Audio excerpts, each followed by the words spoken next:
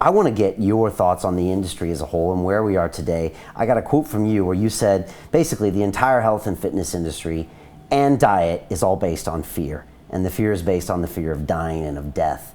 And that's pretty deep, because a lot of us, when we see that, we don't see that far down the rabbit hole. You know, we just see things that, oh yeah, you need to be healthy and that kind of thing. But if you look at it that way, what can you show us that we should see about it? And then what are some of the conclusions that we can draw?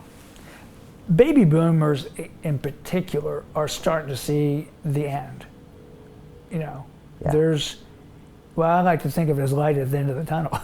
The light, not the darkness. The light. Yeah. My dad's a baby boomer. But a lot of people are very fear of their own demise. It's something that's very uncomfortable to talk about. Yeah. People don't want to talk about it. It affects our behaviors in many ways we don't understand. You know, all these midlife crises. You know, people are afraid of dying. They're trying to, act out. This huge push for health and fitness. You know, trying to preserve your longevity because you're afraid of your ultimate demise. Yeah. So we don't talk about it too much. I've overcome my fear of death. I have. I'm not saying that I just want to go out and die, but I'm not afraid of dying. I got very comfortable with the idea. Because I think of it like birth, right? You know, a soul comes into this world, people are born, and people die. Why can't we think of death like birth, right? A being is ushered into the world, a being is ushered out of the world. It's the same basic process, isn't it? It's the same exact thing.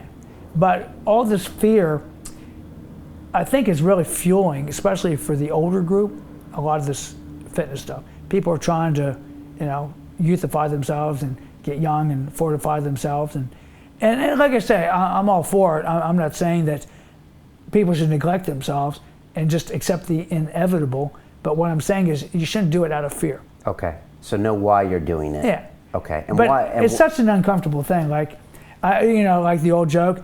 They asked the Protestant minister, like, well, what do you think is going to happen when you die? He says, oh, for sure, I'm going to go to the pearly gates and I'm going to be in paradise and in heaven. But let's not talk about it because it's too depressing.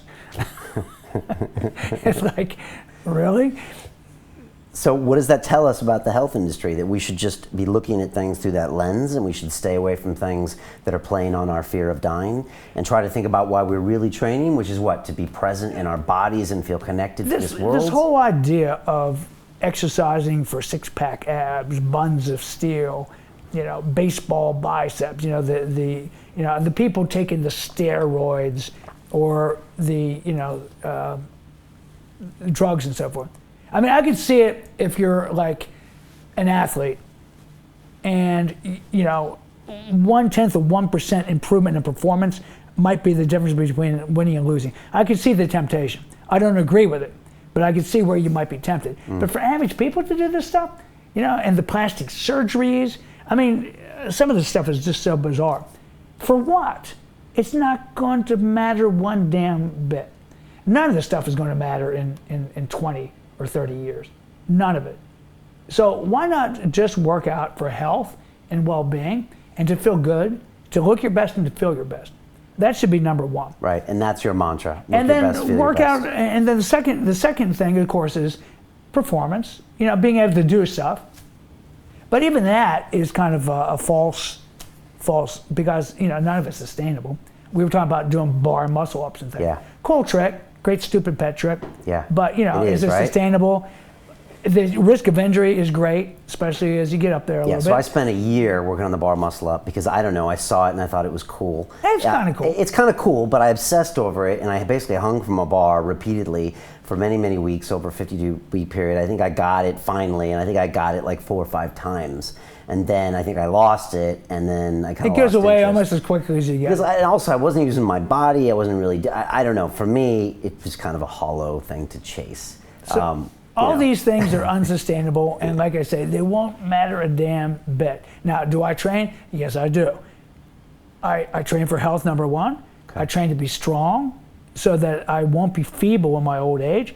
I look at this type of training as like, sort of like, like a savings account, you're accumulating. Putting in the bank. You're putting it in the bank. Right. But it's all going to go. Right. It is. Okay. it's going to go. And, in the long run, it doesn't matter one whit. And are you going to extend your life? There's no proof that it really does. Maybe a couple years here and there. Right, but probably the quality of your life. Maybe But the quality of your years. life is the key. Yeah, okay, but not necessarily extending. My main idea is, I don't want to be crippled up.